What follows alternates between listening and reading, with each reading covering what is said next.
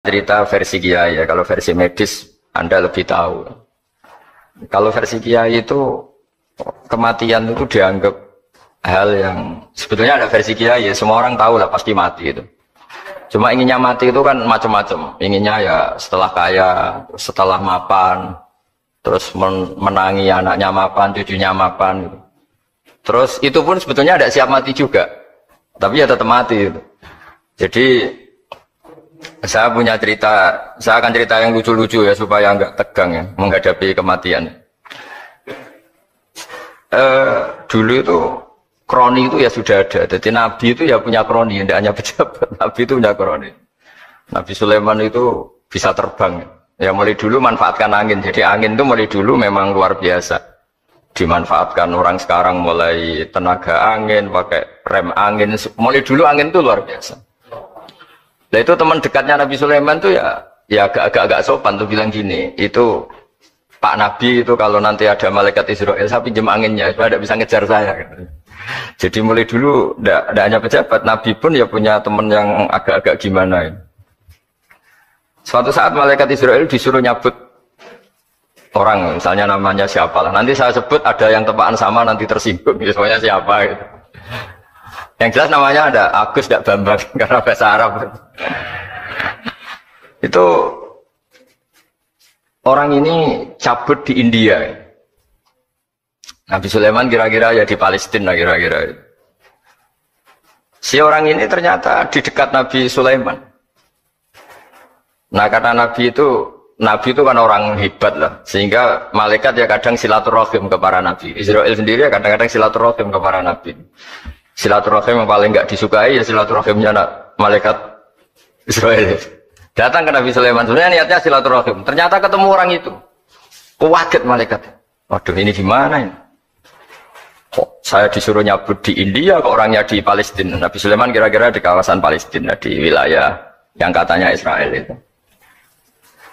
Karena Palestina kita tahu kan, menurut pemerintahan Israel wilayah Israel, menurut Palestina pemerintahan apa? Palestina. Tapi Indonesia alhamdulillah sampai sekarang itu nggak mau atau tidak punya hubungan diplomatik dengan apa? Israel. Sehingga kita harus istilahkan Palestina untuk warga Indonesia. Kaget malaikat ini katanya disuruh nyabut di India kok ada di sini. Nah si kroni ini, si orang yang itu melihat malaikat Israel, entah kenapa kok dia bisa melihat itu. Mungkin punya kekuatan tertentu karena dekat Nabi. Kaget dia. Malaikat melihat dia karena janggal ya, disuruh nyabut di India, orangnya di Palestina. Si orang ini melihat malaikat juga takut. Malaikat itu punya hawa yang luar biasa.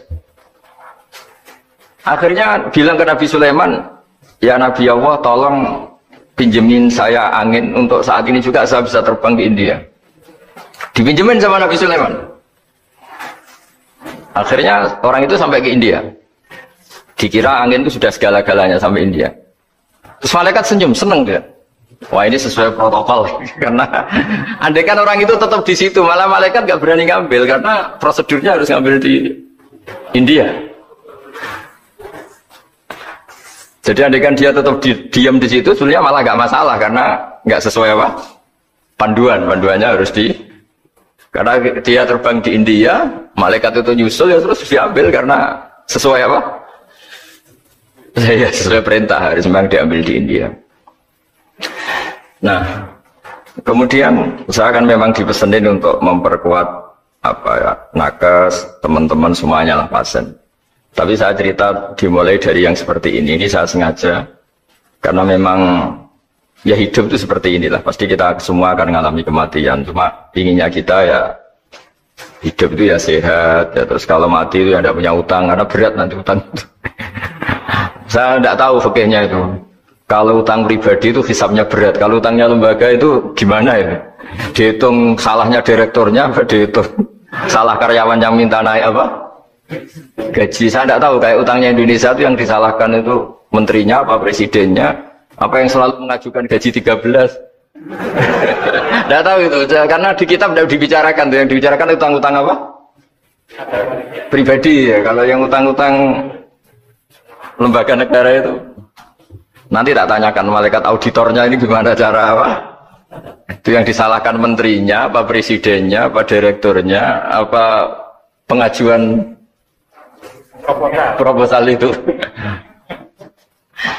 Nah singkat cerita itu kalau ngadepin kematian atau sebenarnya yang ngadepin kehidupan juga kita ini. Inna sholati wa nusuki wa mahyaya wa mamati lillahi rabbil alamin. Saya bicara ilmunya kiai. Misalnya si A itu sebenarnya sudah ditulis dia mati karena kecelakaan. Yang satu ditulis mati karena sepuh, karena tua. Yang satu mati karena tersedak, yang satu mati karena ngelindur. Mungkin yang satu mati karena tenggelam. Sehingga sebetulnya adegan kita melihat Lauh Mahfud, kita ini ya naif. Saya berkali-kali ngaji bilang, kadang kita ini takutnya sampai angking takutnya dari motor ngelamun, gara-gara ngelamun kita. Adegan malaikat itu kok suka bully, kawin gitu. Kamu catatannya kecelakaan kok yang kamu takuti apa? Taufik. Tentang sejarah misalnya kita pernah hidup tanamkan kebijakan sesat itu terus ke bawah. Anak cucu kita dikandani jogeman cocok wong iku musuh bapakmu mbahmu itu. Sehingga anak cucu itu dendamnya diwariskan. Wong dendam kok dia apa? Wariskan. Termasuk utang itu. Ketika kita jabat ingin rumah sakit ini mewah, pikiran yang kok sedadi, aku seleran semikir direktur berikutnya. Itu tidak tahu itu nanti hisabnya ke siapa. Saya ulang lagi ya. Maka dalam satu ayat dikatakan, laqad kunta fi ghaflatin min hadza fakashafna ankal ghita'aka fabasarukal yauma hadid. Manusia ketika di dunia itu dianggap tidur. Tidur itu dengan tanda kutip itu bodoh. Bodoh itu tidak tahu. Fakashafna ankal ghita'aka. Nanti setelah kamu mati itu pinter. Tapi ketika Anda pinter sudah meninggal, sudah tidak bisa memperbaiki kesalahan-kesalahan kita. Nah kenapa kita dikatakan sekarang ini tidur? Karena kita ini sering menyaksikan sesuatu yang sebetulnya tidak ada hubungannya dengan kita. Tidak ada hubungannya dengan kebutuhan kita. Misalnya kita ngelamun, berkhayal, ingin hidup kaya raya, sejahtera, jabat, orang lain anak buah semua. Ternyata itu nggak penting ketika kita di akhirat. Yang penting adalah Anda meninggal dalam keadaan menghamba kepada Allah Subhanahu wa Ta'ala. Saya berkali-kali ngaji, kalau saya berkali-kali bilang, andai kan hati kita nanti direkam Allah, nanti di akhirat sudah direkam. Orientasi kita direkam nanti. Pak Agus misalnya ingin punya mobil, punya rumah mewah, punya apa. Terus orientasinya gitu.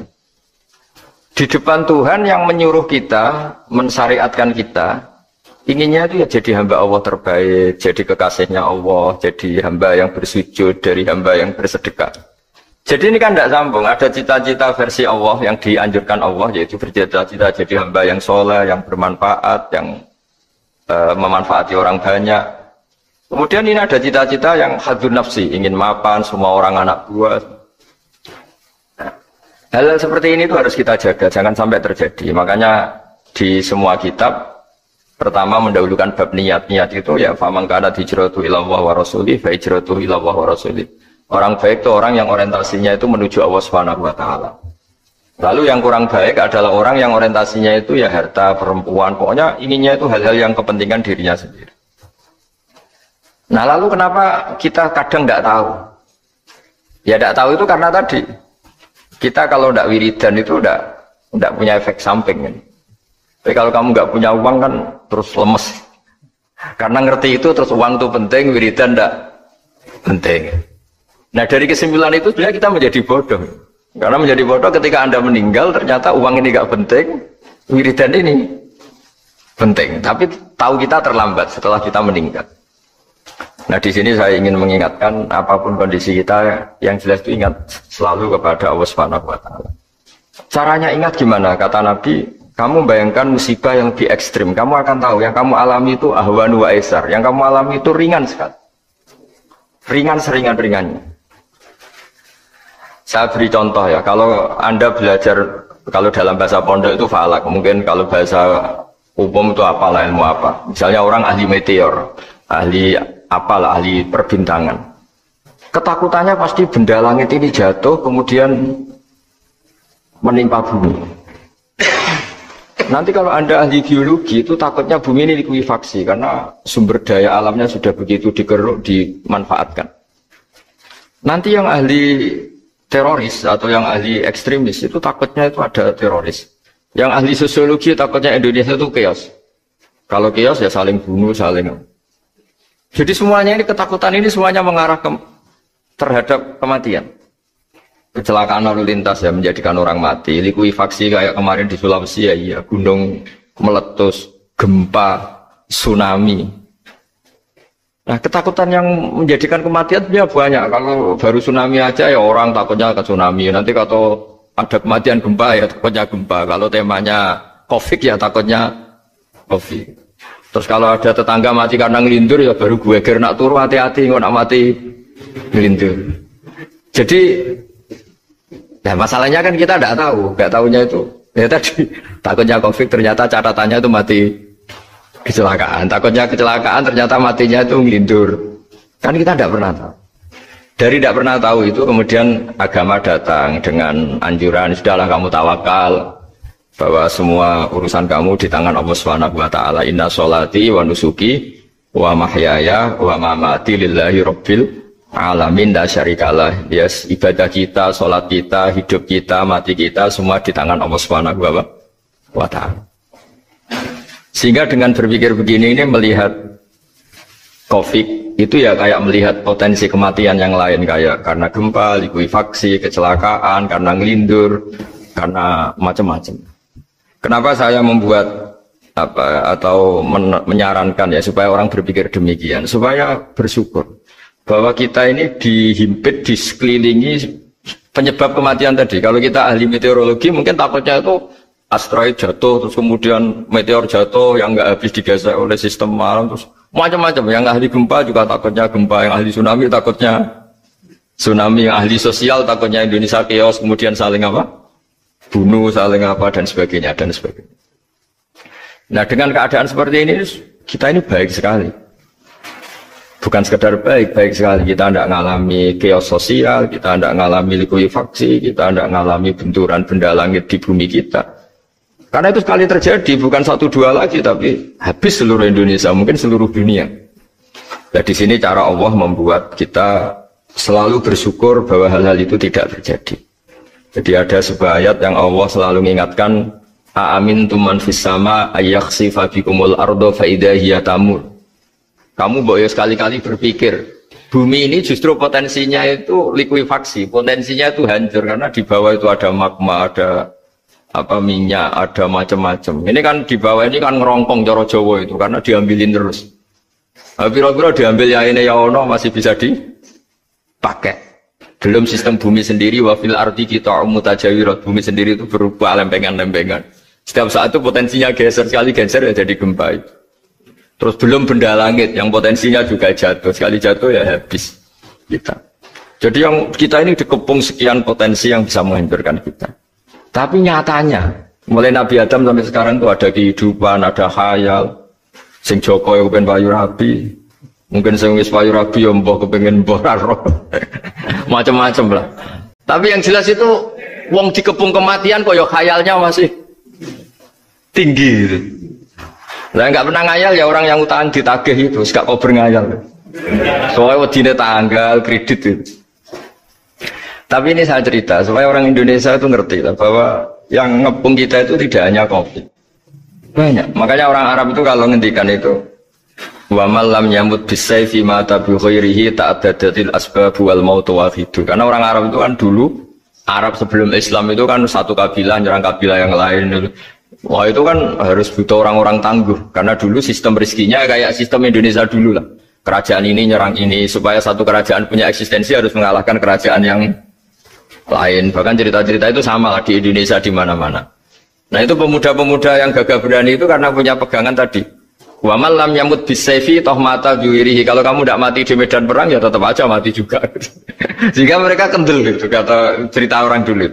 Ta'addadatil asbab wal maut wahidu. Sebab kematian bisa macam-macam, tapi kesimpulannya tetap saja namanya mati. Lalu Islam itu mengajarkan aksiru min dzikri hadhimil ladzat. Kamu harus banyak ingat mati. Tapi uniknya Islam itu menyuruh ingat mati itu disuruh justru semangat hidup.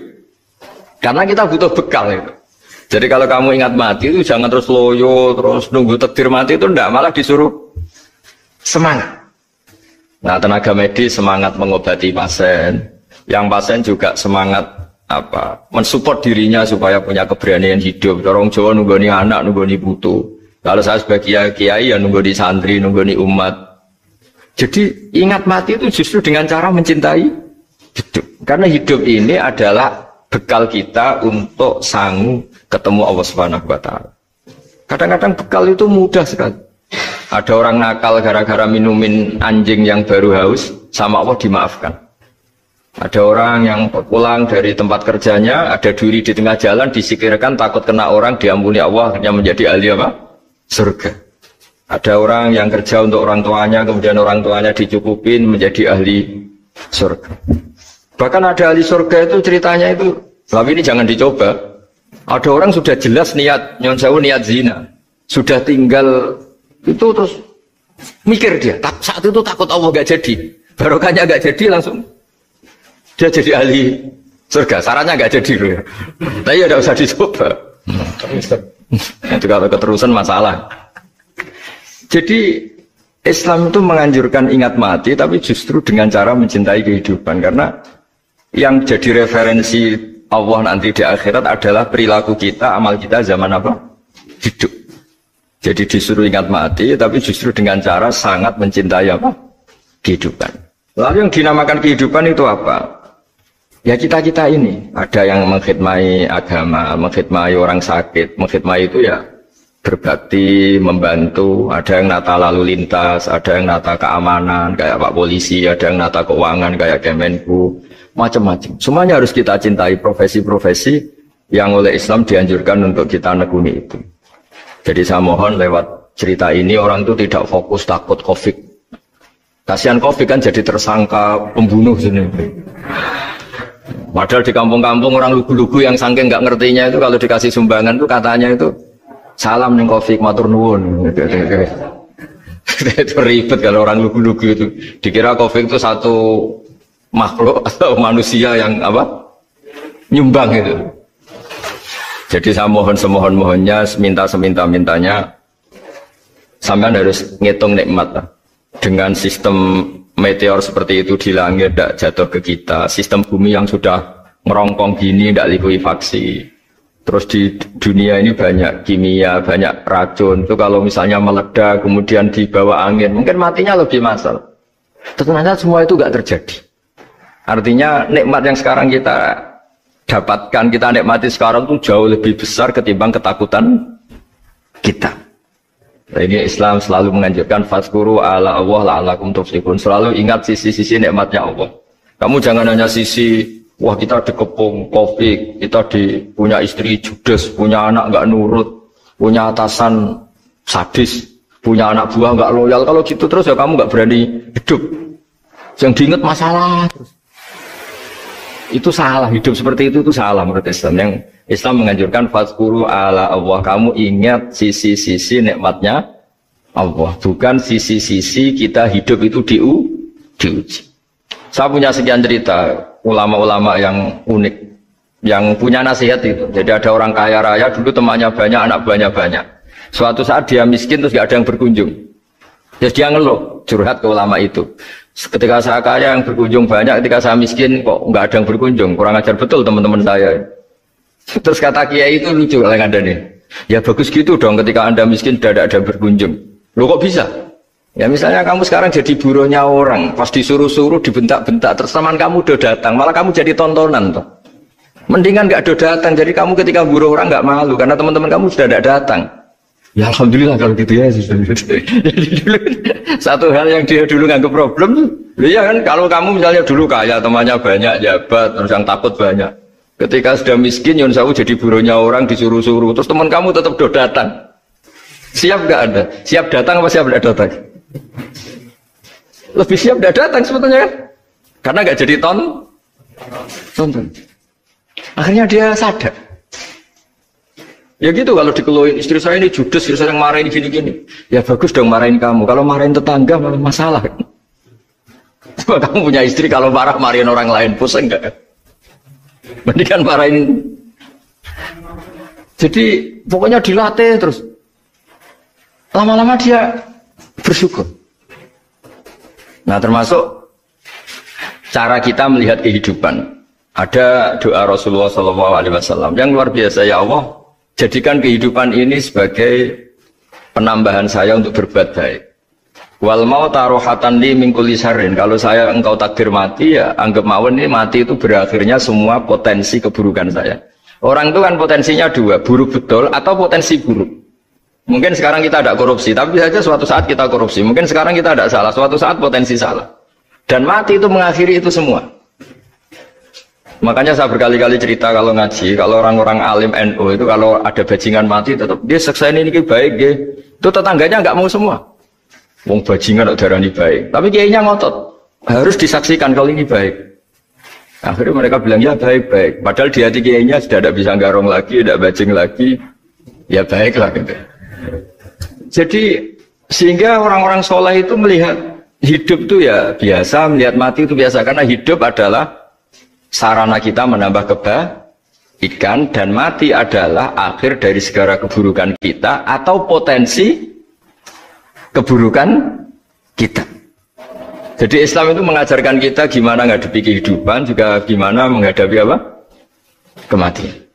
Jadi saya ulang lagi, itu ajaran-ajaran Islam yang luar biasa. Jadi ij'alil hayata ziyadatan li fi kulli khairin wal mauta rohatan li min kulli syarrin. Jadi hidup menambah kebaikan, kalau kita mati anggap saja mengakhiri semua buruk kita kalau kita sedang buruk atau potensi keburukan kita.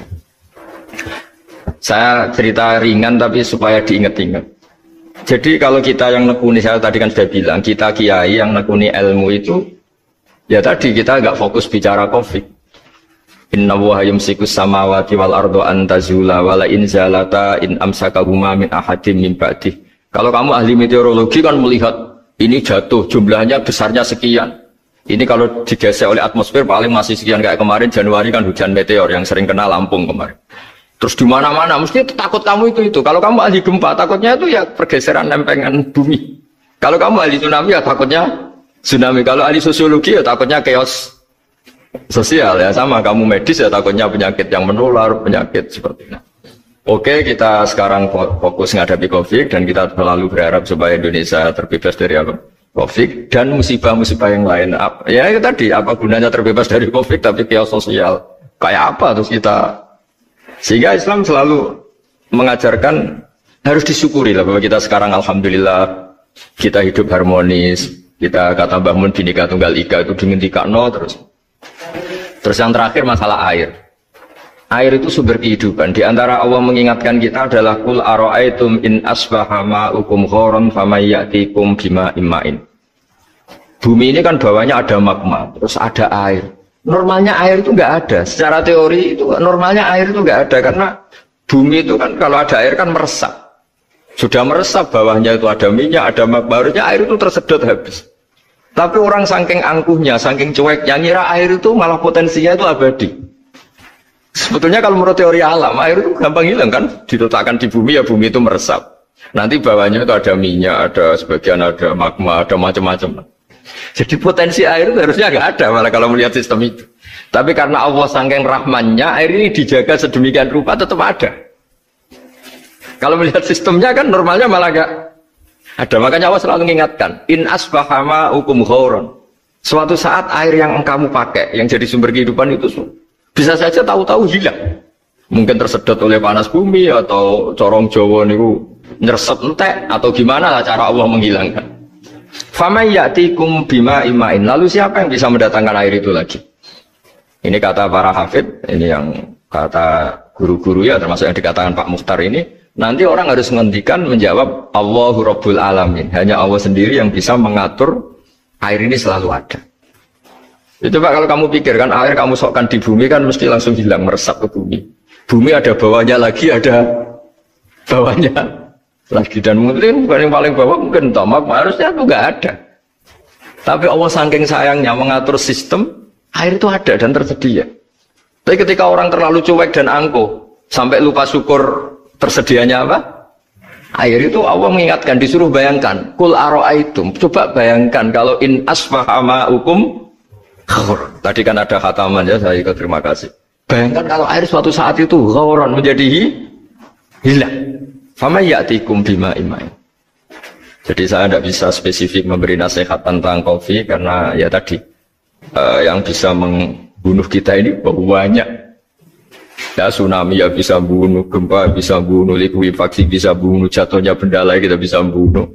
Takut tanggal utang kaget ya bisa bunuh. Macam-macam ya. Semacam-macam lah ngelindur ya. Kemarin mudik aja yang sebelum tertata rapi aja mudik aja berapa kemarin kalau ada apa mudik Lebaran yang tahun berapa 3 tahun yang lalu atau 4 tahun yang lalu dulu. Jadi saya mohon ketakutan kita adalah yang hakikat adalah takut jadi hamba yang tidak baik. Itu yang harus jadi ketakutan sejati. Takut kita di mata Allah tidak jadi hamba yang baik sehingga kita jauh dari Allah Subhanahu wa ta'ala. Karena cita-cita terbesar kita dan cita-cita terbaik kita adalah jadi hamba yang diridhoi Allah Subhanahu wa ta'ala. Sebaliknya ketakutan kita sejati adalah takut su'ul khotimah, takut jadi hamba yang tidak baik. Kita inginnya adalah assalamu alaina wa ala ibadillahis sholihin. Yang berhak mendapat keselamatan dunia akhirat adalah orang-orang atau hamba-hamba yang soleh.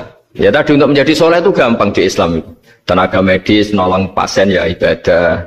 Pasien husnudzon sama dokter ya ibadah, mengelola hidup, ingin hidup ya ibadah, anak ngurus istri ngurus, pokoknya anak yang ngurus keluarganya juga ibadah. Semuanya itu di Islam itu asal tidak maksiat itu dianggap apa? Ibadah. Dan untuk orang menjadi kekasihnya Allah kayak tadi ada orang yang karena ngerawat hewan dijadikan walinya Allah, menghilangkan apa duri atau pengganggu di jalan jadi kekasih Allah. Itu cerita-cerita itu semuanya ringan. Bahkan tadi ada yang cerita sekedar ingin maksiat dan tidak jadi. Dalam Islam itu kan gitu, orang yang merencanakan maksiat kemudian tidak jadi, itu ditulis pahala. Jadi gampang sekali untuk menjadi orang soleh dalam Islam. Kalau tidak bisa itu semua, kata Nabi, takufus syarroka anin nas fa inna sadaqatun minka ala nafsik. Kalau tidak bisa berbuat baik sama orang lain, yang penting tidak mengganggu orang lain. Terus kan enak turu ning omah ngelamun bengak-bengok dhewe coba banter-banter tapi. Nak bengok-bengok banter-banter kan ganggu tonggo. Itu asal tidak ganggu orang lain, takufus syarroka anin nas. Kamu jangan sampai efek buruk kamu berakibat pada orang lain. Itu juga fa inna sadaqatun minka ala nafsik. Itu ya bagian dari sedekah kamu. Taruh saja misalnya kalau secara ilmu medis, misalnya kita ini kok dinyatakan positif COVID, secara ilmu medis nggak boleh ketemu orang lain, terus kamu diisolasi. Kamu niatin ketika diisolasi itu tidak menularkan bahaya kepada orang lain. Itu juga ibadah. Jadi ibadah itu gampang sekali, mudah sekali. Karena agama ini yuridu wa bikumul yusra wala yuridu bikumul usra. Agama ini mudah bukan sulit. Ya, mohon maaf tadi saya nggak bisa datang yang jam 11 karena saya tadi malam hormat di Jogja, acara 7 harinya Kiai Tabik, tadi pagi baru datang. Tapi saya mohon pokoknya yang seneng ya, hidup itu yang seneng, diberi kesempatan hidup sampai sekarang itu yang seneng. Jangan karena teman kamu meninggal terus seakan-akan ini teman saya meninggal, paling saya besok. Kok kamu tahu? Nyatanya besok hidup lagi, besoknya ya hidup lagi sampai sekarang ya masih hidup. Sudahlah mensyukuri yang ada. Jadi sudah saya mohon syukur itu penting. La in syakartum lazidanakum. Justru dengan kita syukur itu insya Allah segalanya akan tambah baik, tambah apa? Baik.